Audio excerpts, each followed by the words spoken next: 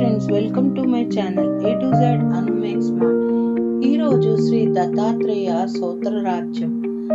దత్తాత్రేయం మహాత్మనం వరదం భక్తవత్సలం ప్రపన్నార్తిహరం వందే స్మృతాగ్రామీ సమావతుం దీనబంధు కృపా సింధు సర్వకారణ కారణం సర్వరక్షాకరం వందే స్మృతామిగామి సమావతుం శరణాగత దీనార్థ పరిత్రాణ పారాయణం నారాయణం విభుం వందే స్మృతాగామి సమావతు సర్వానర్ధహరం దేవం సర్వమంగళమంగళం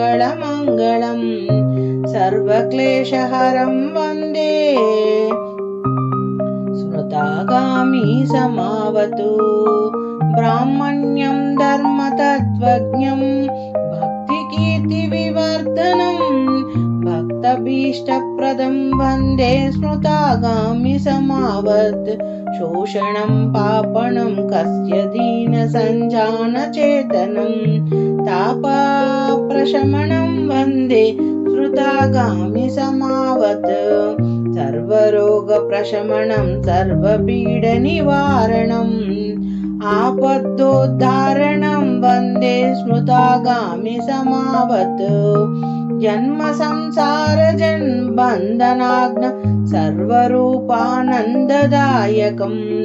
నిశ్రేయసాపదం వందే స్మృతాగామి సమావత్ జయాలాభయశః కామదాతు తత్వస్య యశస్తవం భోగమోక్షప్రదే శ్యామ పఠేతు దత్తప్రిयो భవేత్. ఓం గురు దత్తాత్రేయాయ నమః. ఓం ద్రాం దత్తాత్రేయాయ నమః. ఓం గురుదత్త, జై గురుదత్త, శ్రీ గురుదత్త శరణం మమ. Thank you for watching my video. Please subscribe and share.